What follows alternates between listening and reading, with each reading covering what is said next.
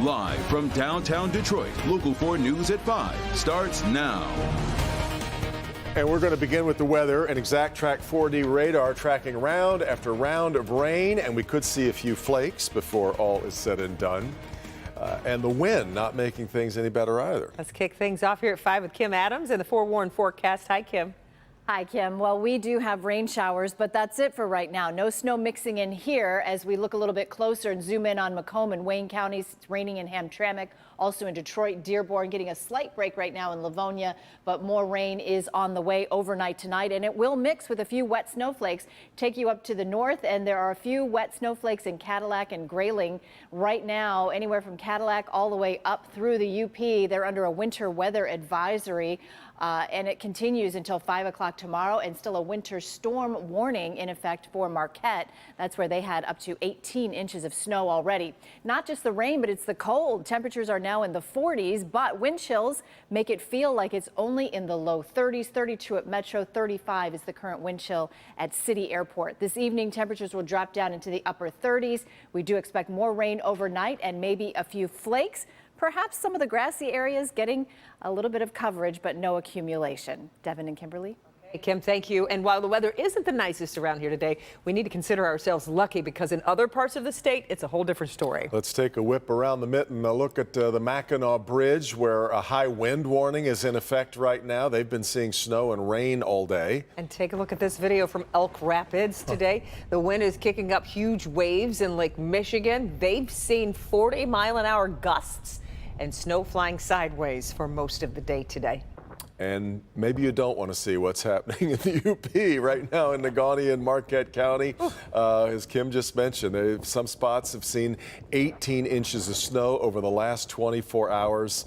Yes, on October 18th. But there is some good news in the forewarned forecast. Kim Adams is tracking temperatures in the 70s as we make our way into the weekend. She'll have that coming up in just a couple of minutes.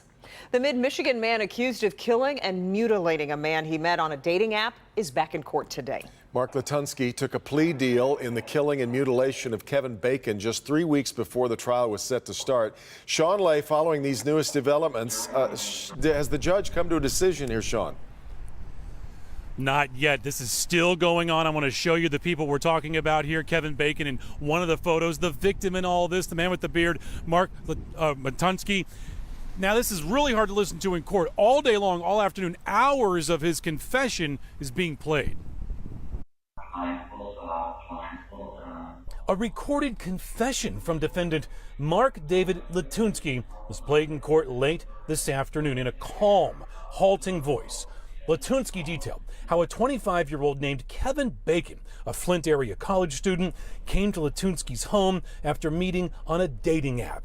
In details simply far too disturbing to list, Latunsky described their time together and then how he took Bacon's life, dismembering his remains, elements of this case related to cannibalism. The case drawing worldwide attention, even actor Kevin Bacon saying he was offering prayers to the victim's family. Bacon's killing, hurting so many that loved him. It was just so good, and he didn't deserve this. It breaks my heart. I want everybody to just be more aware.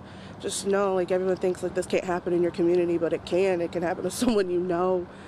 And I just want it to bring awareness and really make people think twice about who you're meeting and what you're doing and the information you give. Latunsky pled guilty, but this hearing is for a judge to decide what degree of murder that will go with his conviction.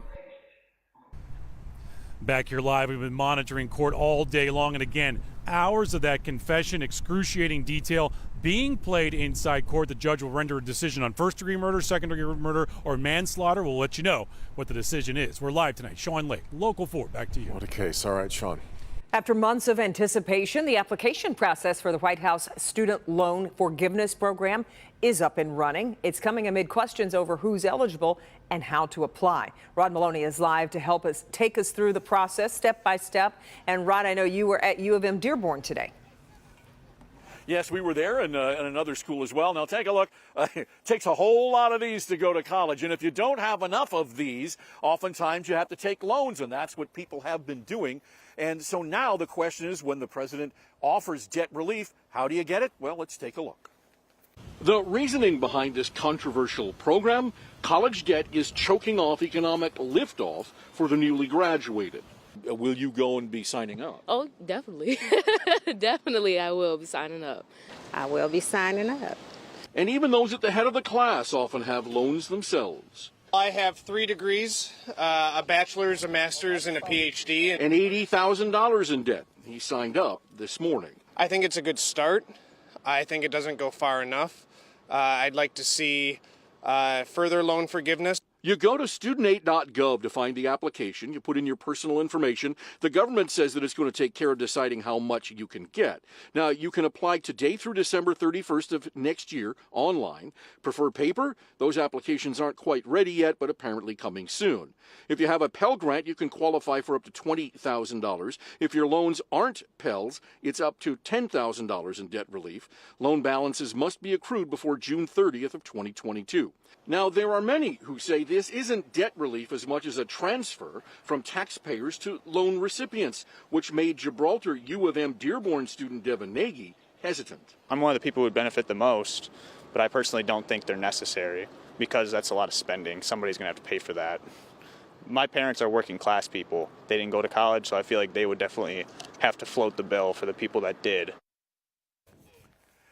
So there are income limits. If it's an individual, you have to have made under $125,000 in 2020 or 2021. For families, it's $250,000 in that same period. But it's much more complicated than that. If you need to know more, you can certainly go to the studentaid.gov website to make sure that you get the exact information. Back to you. Rod, another question for you. If you've previously defaulted on payments, are you eligible for this relief?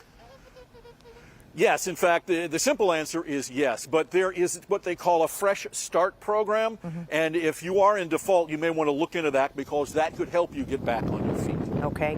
Rod, we appreciate it. Tuesday, 3 weeks away. Crunch time begins. 3 weeks from voters heading to the polls in the midterm elections. President Biden is on the campaign trail urging Democrats to vote to give them enough seats in Congress to codify abortion access into law. That comes as candidates spar in debates across the country in a fight for every vote. Alice Barr has the latest from Washington. Alice. Good evening. Some are questioning why President Biden didn't push harder to codify abortion rights before the midterm elections. He says simply he didn't have the votes and promises if he gets enough, it'll be his first priority in the new Congress. With the midterm elections just 3 weeks from today, President Biden seeking to draw attention back to a leading issue for Democrats, access to abortion. If you care about the right to choose, then you got to vote. The president promising to codify the right to an abortion into law if Democrats pick up seats in the next Congress. And with your support, I'll sign a law codifying Roe in January. My body, my choice. Democratic candidates got a boost this summer after the Supreme Court overturned Roe v. Wade. But Republicans are now surging again, with the economy and inflation reemerging as the top concern for voters. Very, very few women actually go and get an abortion, but every woman is going to the grocery store, is going to the gas pump. The economy, democracy, and abortion, all key flashpoints in last night's debates, like when the Ohio Senate candidates went head-to-head over Republican support over a national abortion ban. They want people to get a passport and have to go to Canada. Largest governmental overreach in the history of our lifetime. I think it's totally reasonable to say you cannot abort a baby, especially for elective reasons, after 15 weeks of gestation. The state of democracy taking center stage at the Utah Senate debate as the independent challenger accused the Republican incumbent of backing efforts to overturn the 2020 election on January 6th. That was the most egregious betrayal of our nation's Constitution in its history by a U.S. Senator. There were people who behaved very badly on that day. I was not one of them. Candidates fighting for every vote, with voters appearing motivated too. Georgia already seeing record early turnout. According to a new New York Times Siena College poll, voters overwhelmingly believe American democracy is under threat. But for most, it's not their top issue.